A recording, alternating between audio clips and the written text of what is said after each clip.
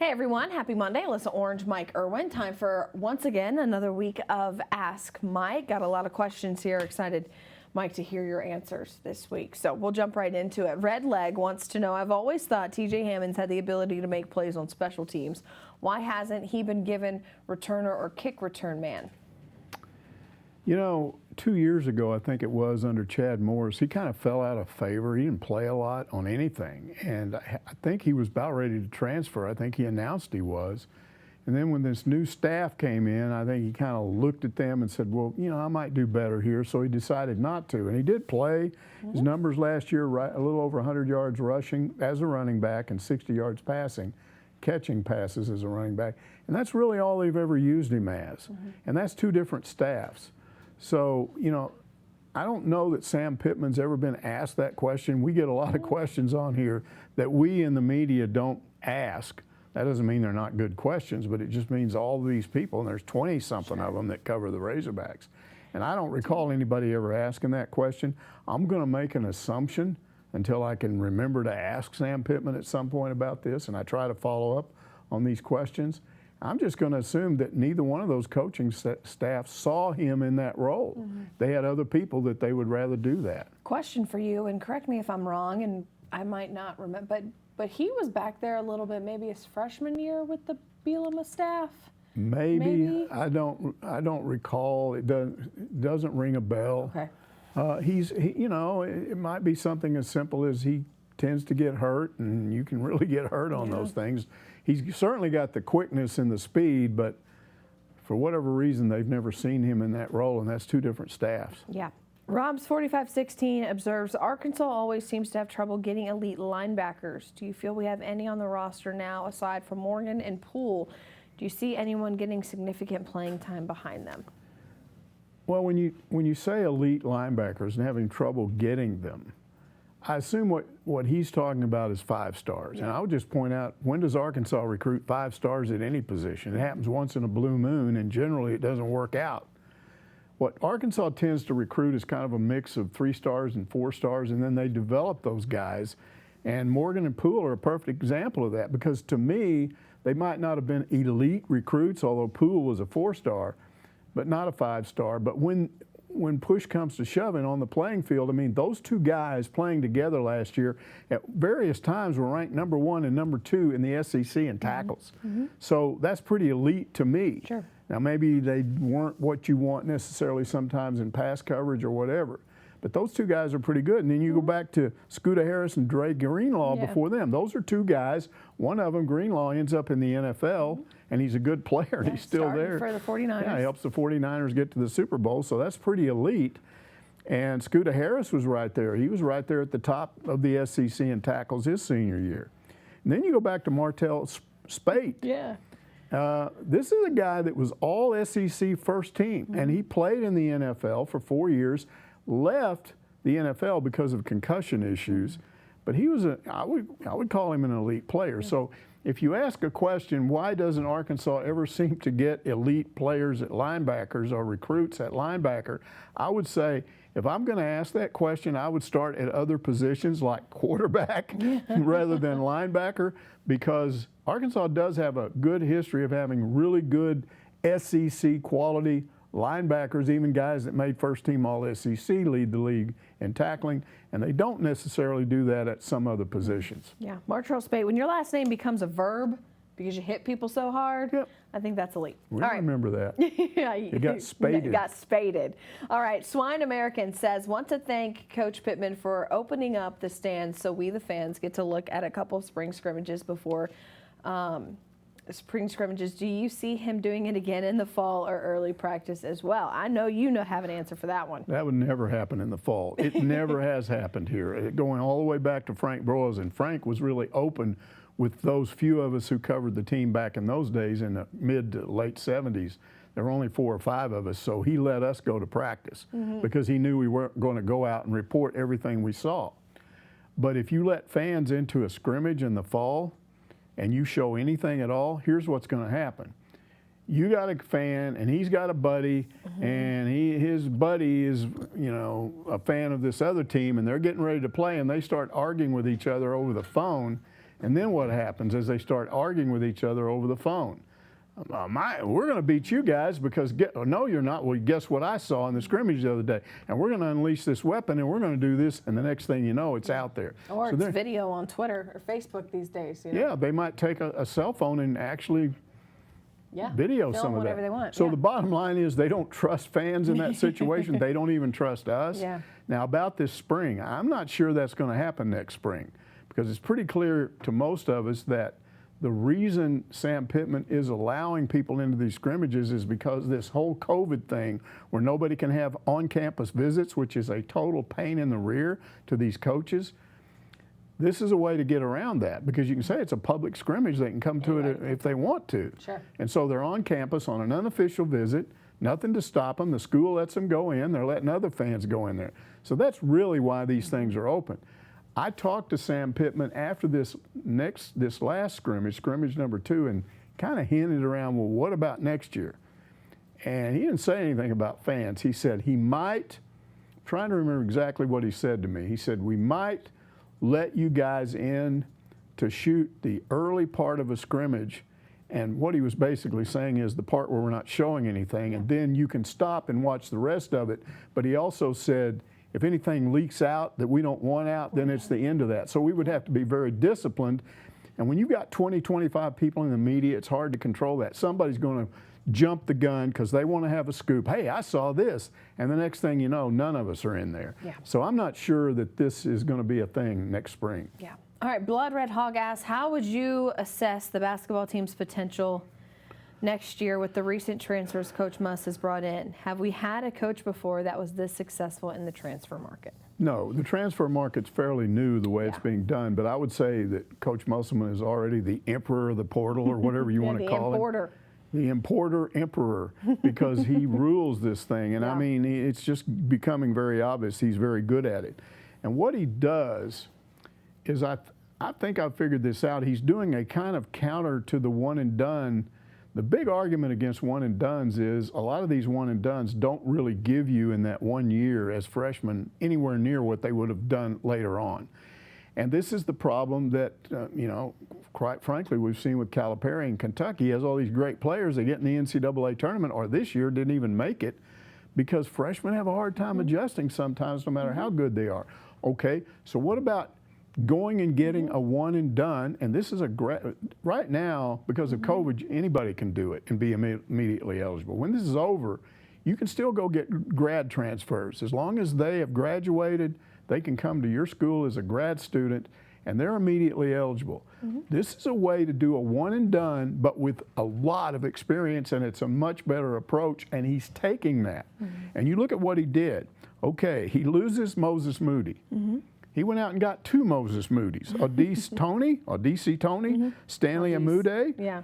Those 2 guys are both 6'6", both guard/forwards who can do a lot more than just shoot. They can go to the basket, they can defend, they can rebound. So he got 2 of those guys. And one of them's bound to work out, and what if both of them work out? Then you replace Moses Moody. Then you got Chris Likes. You lose Jalen Tate, your point guard. So you go out and get this amazing point guard that people are going to fall in love with because he can do all this stuff. Likes is like he can shoot the 2, he can shoot the 3. On this video, he shoots an NBA 3 to win a game. And just it's like you can watch the expression of the guys on the other team. They just deflate as he does that because he was covered and he hits that shot. But he's also a guy that can just, the way I put it is he can go through a defense like wind through blades of grass, just and the next thing you know, he's either scoring or can dish it off for an assist. Yeah. And he plays defense. He's a really good defender. And he's a midget, like me, but he can still do it. He's got athletic ability. So, I mean, that's a great replacement for Jalen Tate and a 5th-year guy. Yeah. And when he was asked, how did you end up at Arkansas? And this is really important to understand how Muss recruits these guys. He basically said in so many words, I've been on a team for 4 years and we haven't gone anywhere. I wanted to go somewhere. He said, I wanted to be somewhere where I'm a fit. Well, you can't be a better fit than the other team loses its point guard, and you're going to become that point guard. So that's a fit. But I wanted to be somewhere where I could win and get into the tournament. And you're looking at a team that just went to the Elite 8. Yeah. He sees who else he's bringing in. So that's one reason he's able to do that. So this is why he is ruling the portal right now. Absolutely. All right. Austin Hogg fan wants to know, what do you think we will really learn from the spring scrimmage on Saturday? What I would like to see is if we have a solid backup QB, a physical running attack, pass rushers, and the ability to play man defense. Well, what about just a solid starting QB? You just brushed right over that. Absolutely. That's what I was going to say. Why did all of that stuff is good. It's exactly what I will be looking for at that scrimmage from the press box. But he left out the part where you need to see if you're going to have a starting quarterback because, again, KJ Jefferson. And look, I've said this before. It's very difficult to judge spring football when they let us. We like being able to go in there, but I know how coaches work. Yeah. They're not going to show you everything they're doing. What we see in those scrimmages might not be what's going on in those practices after they ask us to leave. So, for instance, they could be doing base stuff on offense. The defense has seen this stuff over and over again. They know what's going on, and it's easier for them to defend. So maybe Jefferson is really looking a lot better in these practices. But guess what? You're not. If that's the case, you're not going to see that in the scrimmage either, because they're not going to reveal a bunch of stuff in a public scrimmage that every coach in the SEC can watch and then take that next fall and go, well, look what they did here, here, and here. So public viewing of anything like a scrimmage before the spring game or whatever, you have to understand that that is managed, it's scripted, they put certain things in there, and it's not necessarily reality. So it's very hard to judge all this. Yeah. Did you talk about Lucas Coley? He's like your new favorite. I would like to see Lucas Coley work with at least the twos. Right now, he's coming in as the number 4 quarterback behind John Stephen Jones. Ooh. But both of those guys are working with the threes against the threes, and you just can't really tell enough. If you just see him with the twos going up against the 1 defense, that would give you a better idea. What I see right now is a guy that definitely throws the short pass, the 8, 10, 12, 13, 15-yard. He throws that better. He's been throwing it better than any of the other quarterbacks, completing it. He has avoided throwing picks, which is important, which the other 2 have done. He doesn't throw a lot, deep ball a lot, but I think he's very selective. I think he reads, from what I'm able to see, he reads defenses really well, completes passes, and he's a good physical runner. And that's why I look at him and I say, this guy may be in the mix down the road. I don't know when that is. It's clearly not right now, but we'll see. On the topic of spring football games, Alyssa Orange wants to know, what do you truly think is the significance of a spring game like this and how it affects the fall? Because I, for example, watched a spring game over the weekend with my alma mater, and it was boring. Yeah. It's boring. And so I want to get your perspective on truly how do you feel that this is something that you can truly get a good feel from as you move now into the fall? I don't think you can.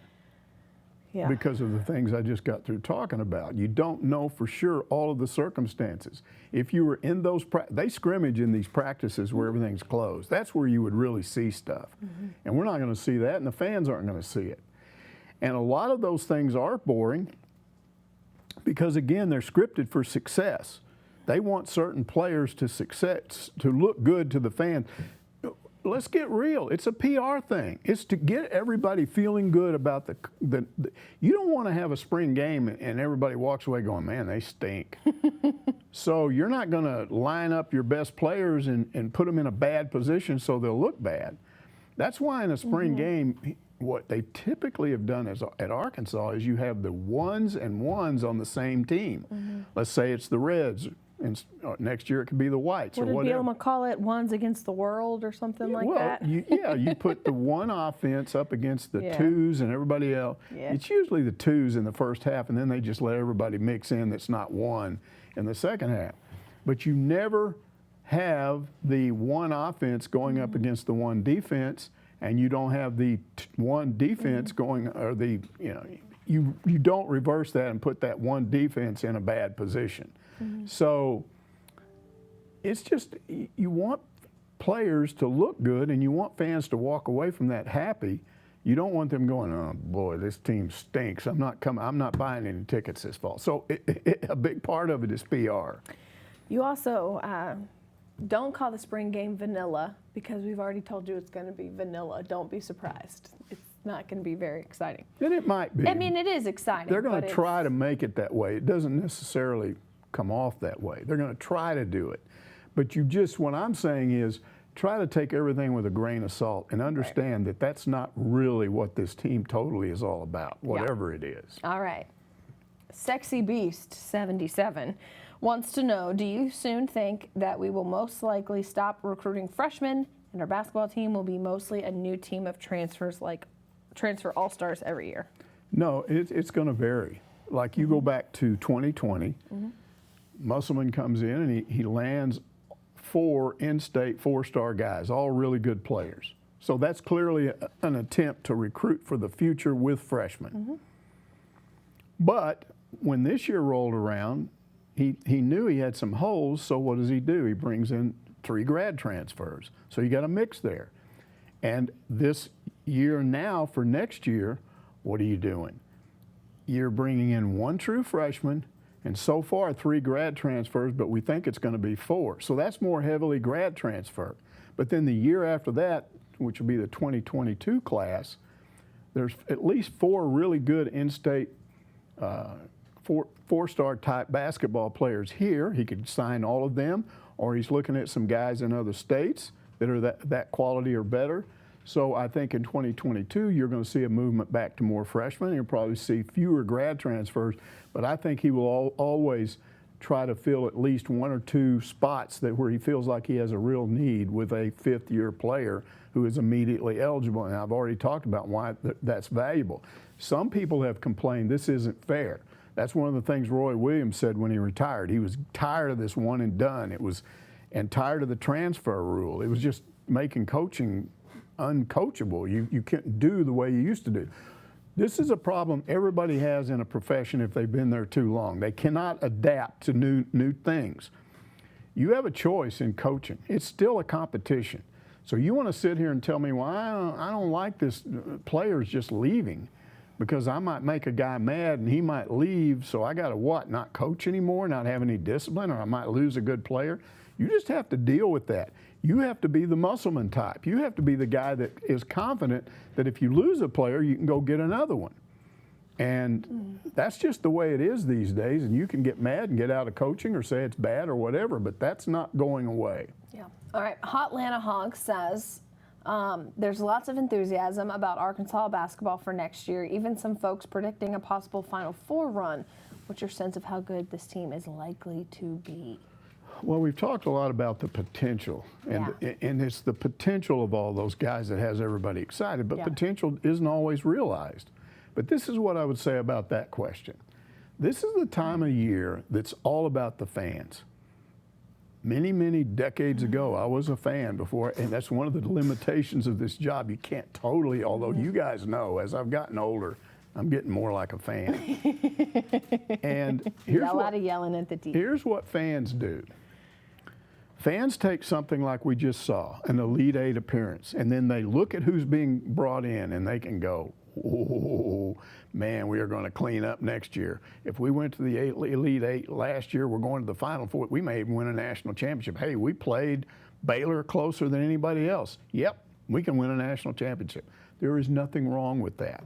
You can say, well, it's unrealistic. You can be unrealistic, especially this time of year. Have fun with it as a fan. Don't worry about whether or not the potential is realized. If it is, it will be, and if it's not, it won't.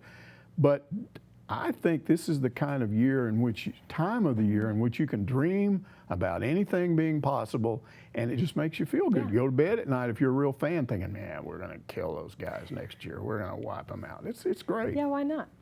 In Hogs We Trust says the Hogs taking the series this weekend against Ole Miss on the road. By the way, I feel like I really missed out not being here watching the game with you yesterday. I'm sure there was a lot of screaming at the TV. I felt like I needed Mike Irwin in my life at that point. You wouldn't have wanted to be here. On the road, this team looks very good. What Hog team in the past do they might remind you of? They don't remind me of any Hog team that I've ever covered. First of all, no team has ever started like this. I got to look this up. 26-5, 9-3 in the SEC, tied for first in the West and tied for first overall with Tennessee. That's a great Yeah. start, but we got a graphic if you can show it. There you go. This is who they've actually beat this year. This is where it really you start to understand this team. Okay, they beat number 3 Texas, current number 3 Texas, at a neutral site. They swept number 4 Mississippi State on the road at Mississippi State when they were number 3. They took 2 of 3 over number 6 Ole Miss on the road when Ole Miss was number 3. And we're just getting started. Let's go to the next graphic. They beat number 8 Texas Tech at a neutral site. They beat number 12 TCU at a neutral site and took 2 of 3 from number 14 Louisiana Tech on the road. Now here's the amazing thing. All of those top 14 teams and several top 10 teams, they beat either at a neutral site or on the road. They haven't won any of those games at home. They've done this on the road. That is not easy. No. So that is impressive. But they drive you crazy. There was a guy on Twitter. So basically saying when you're up 11-0, you can't relax. There was a guy on Twitter, and everybody was saying, oh, this is a great win. Boy, it's fun. And this guy, he doesn't want to appear to be a jerk. So he's going, yeah, I really appreciate what you're doing. We're winning all these games, and it's really great to be number 1 again. But could you, do it with a little bit less drama because you're killing me? And I understood exactly what he felt like. I've said over and over, whatever this team does in a particular game is the opposite of what I think they're going to do. And that game yesterday was like that because as the game got started, I told people, okay, Ole Miss doesn't have Arkansas's bullpen. There's a reason why Dave Van Horn in that second game just took a midweek guy and left him out there because he's conceding that game because he knows what's coming in the next game. And I thought, hey, I'm right. Look at here, 11-0. 3 innings, 11-0. Got this game won. And then, just when you think that, Arkansas's bullpen, which is supposed to be better, just totally collapses. And now all of a sudden, you're getting to the 7th inning, and you have to bring Kevin Kopps in, who's already pitched the previous day and really didn't have his stuff. He pitched all 3 games the previous weekend. So you're thinking, he's a little bit shaky there. And he gives up. I think he got charged with 1 run in that inning. I think the other guy that scored was previous guy's responsibility. But the bottom line is the game's now tied at the end of the 7th. And I'm thinking, I told Jason Carroll, I made a bet with him. He gets a Dr. Pepper. The only thing is we don't have any Dr. Peppers in the vending machine today, or otherwise I have to be paying off right now. But I said, they're beat. They're done. They can't win because Kevin Kopps has already come in and struggled a little bit, and now, watch, they'll bring their closer in, and he shut them down yesterday, and guess what happens? He falls apart. Their closer comes in, and he's terrible, and they have to take him out, and Arkansas takes a 3-run lead in the 8th, and then on top of the 8th, and then adds another run in the top of the 9th, so now they have a 4-run lead, and you think, okay, it's okay. Kopps comes back out after pitching really well in the bottom of the 8th, and I'm thinking, okay, he's got his stuff again. Doesn't have his stuff. Walks the guy, gives up a base hit, runners at the corners. And that's when I told Jason they're going to lose. I know they have a 4-run lead, but they're going to have to, Dave Van Horn is going to have to come out and come out on the field and take Kopps out, and then who's left next? Are they going to bring Vermillion back in? So I didn't like it. And then what does he do after that? Because just when I think he's going to fold, he pulls off 3 straight strikeouts, and these aren't strikeouts like boom, boom, boom. These are like long counts, full count strikeouts. These are like gnawing on your fingernails. What's going to happen next? And I mean, right down to that last strike, I was thinking anything can still happen. But that's what this team is all about. This is what this guy was complaining about. So I'm thinking to myself, if they keep winning like this, because most of those wins against those top 10 teams that we just showed, they were come from behind wins in late innings. And they were games where you're supposed to pitch well and you don't pitch well, but you hit well, or games when you're supposed to hit well and you don't hit well, but you pitch well and do the opposite of what you think they're going to do. And last night, I was trying to go to sleep, didn't have much luck. I was trying to picture what Dave Van Horn, he's standing there in the dugout. What is he thinking when all this is going on? Because he knows in his head what they should be doing, and they're not doing it. And he's thinking, oh, wait a minute here. And then something completely different happens. And in the end, they still win. Yeah. So, I know, I feel you. You have grandkids. Have you seen Inside Out? The Disney movie, Pixar movie? No, I don't watch Disney. That's okay.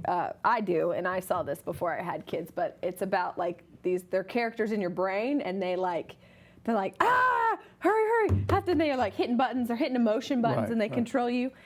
And that's what I just pictured in my head when you talk about like being inside Dave Van Horn's head. He's got like the little five guys at the control panel going, panic button, because but nothing happens. This isn't what like we were what would supposed the inside out version of Dave Van Horn's story look like? We're supposed to be hitting in this game. We're not hitting. We're supposed to be pitching in this game. We're not pitching. What's going on here? But And they figure out a way to win. 18 runs on the board. When you talk about that thing in your head, I thought you were going to do that. Anybody that watched that game online, that a tootie top, Oh my gosh. thumbs up, a tootie top. no. And we saw that so many times. We were like, get that lady off.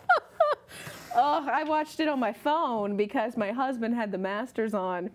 And this is what I get for saying, man, you got the Masters on. You know, Matsuyama is up at that point by like 5 strokes.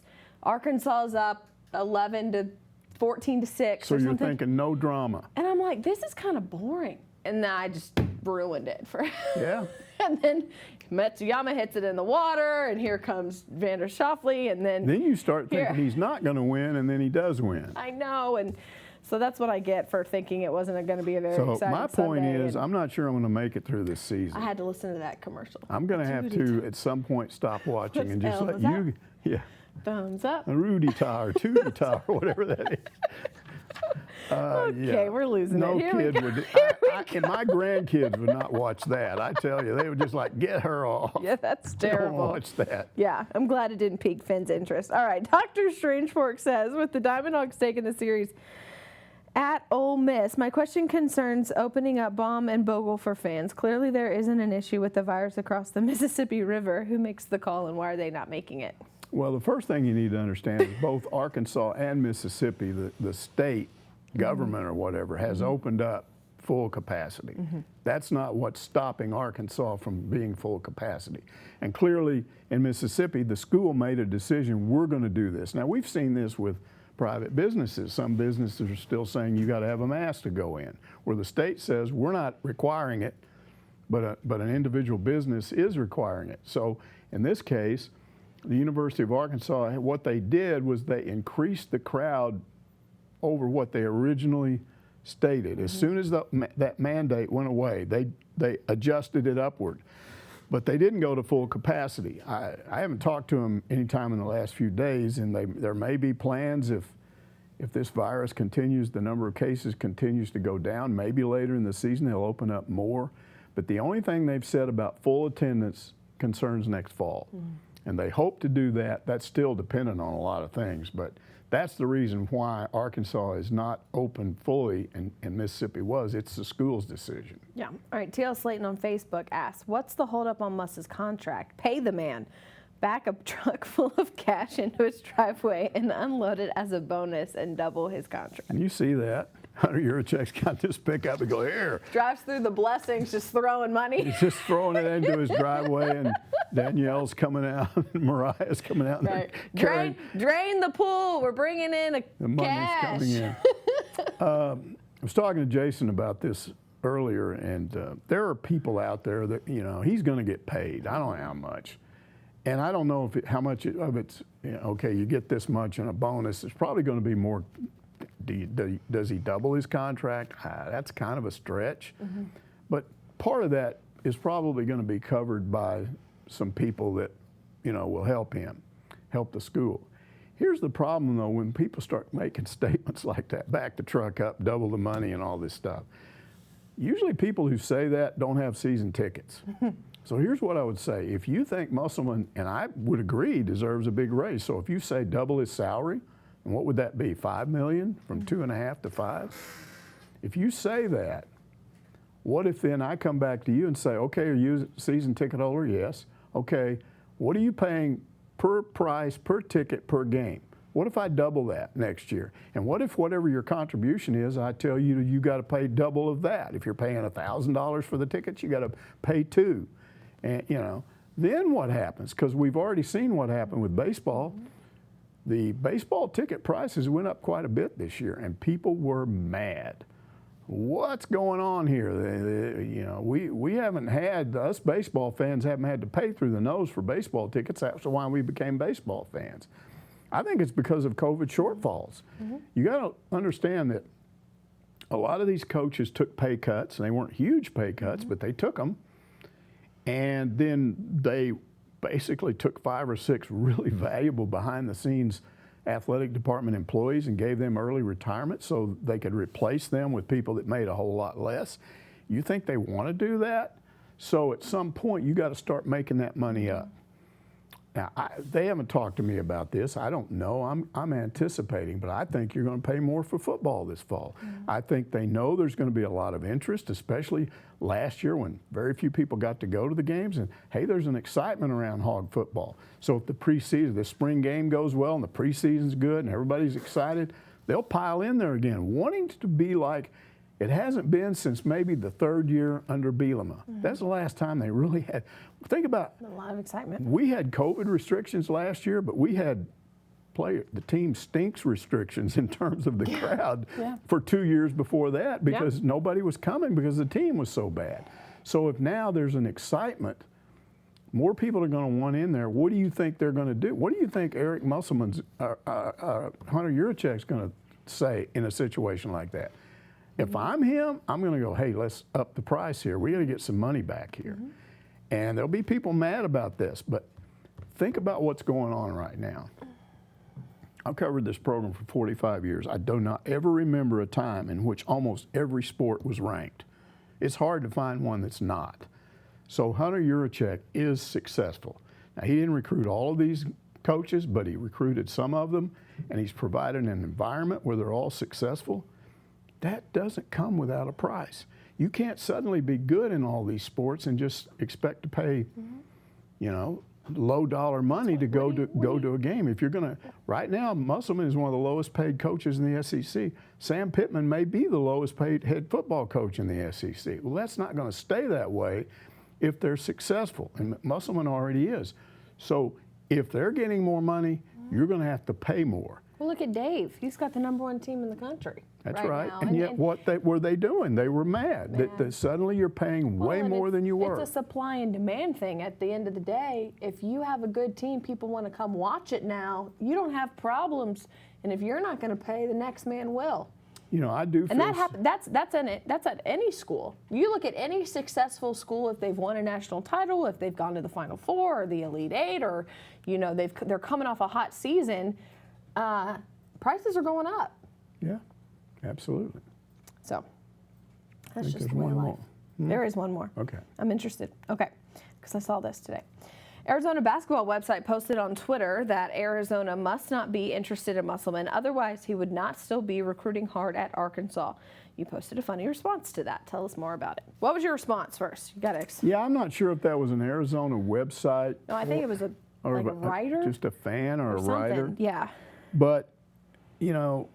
What this guy or this website, the question they made a statement. It was like, well, I guess Arizona's not interested in Eric Musselman, otherwise he wouldn't be out recruiting the way he is at Arkansas. And I'm like, first of all, you clearly don't know anything about your own situation, because it's not like Arizona's a great job right now.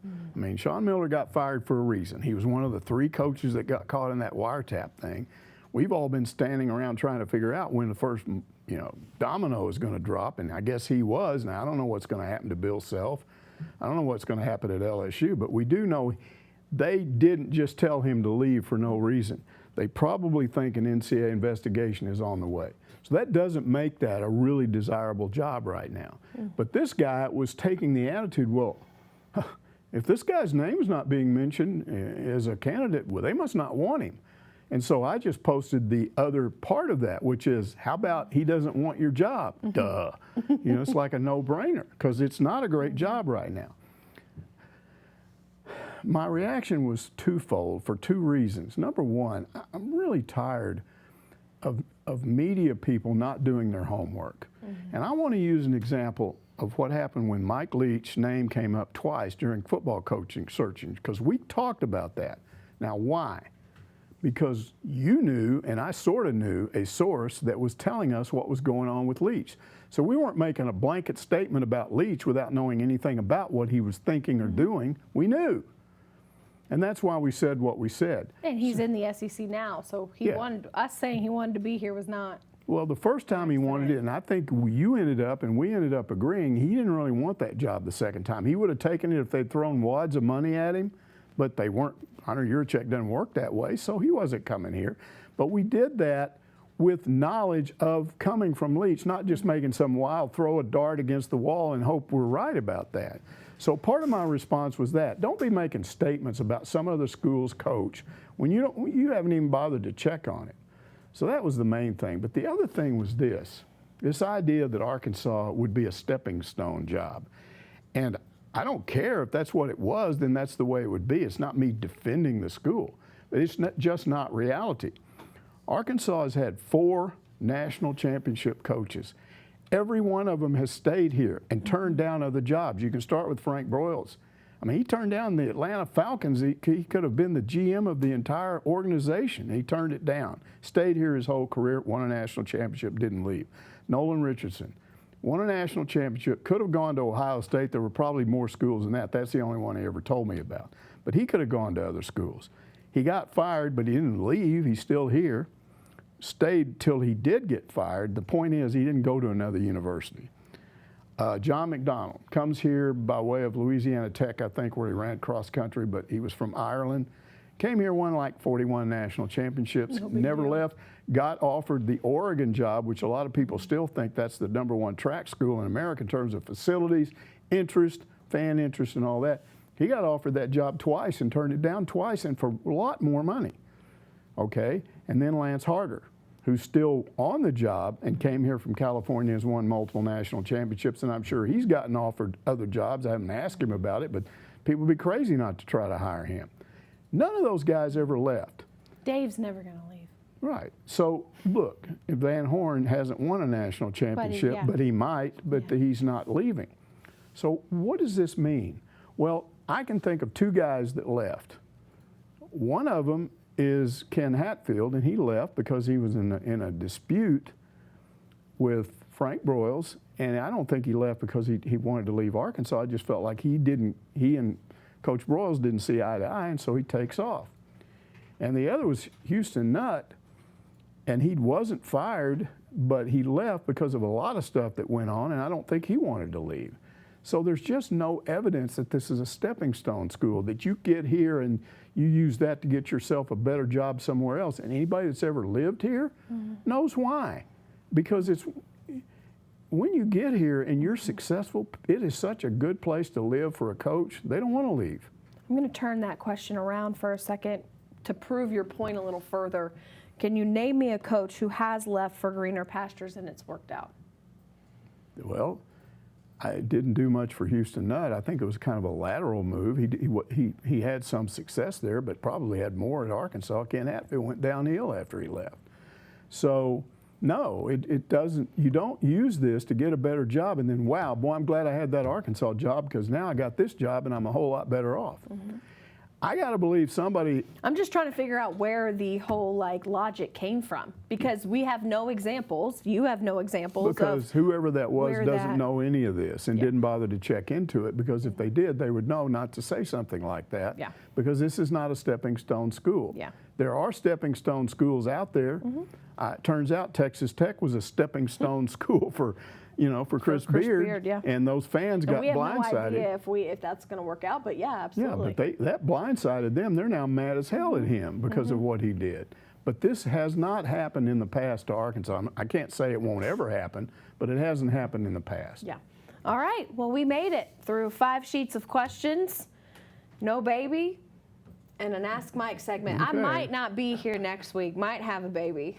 It'll be somebody else, but we made it. I was we'll worried see if we make it till next Monday. In the middle of this, I might have to go make a phone call and get somebody in here. We're good. I was shifting around a lot, moving her around a little bit, but we're so far so good. Can't make any promises for next week. So thanks for joining us again. You're a trooper for continuing to do this when you were so close. Gosh, so close. So we're standing, by the way. We are. Because sitting, I You can't do sit it. down I right can't now. do it. And I'm sympathetic. Hey, this is fun to do this standing up. Yeah. I don't like sitting anyway. I like Yeah, moving it's not around. what we sit a this lot feels of- like I'm on the concourse at Baum Stadium. Yeah, a lot of pacing, a lot of back Yeah. and forth like this. We sit a lot as we're working on shows, so it's nice to have a break and stand a little bit. All right, if you have a question for Ask Mike for next week, of course, just head on over to Hogfiller Facebook and ask away. He will gladly answer your questions. All right, hopefully we'll see you. You'll see him, maybe me, next week. Maybe. See ya.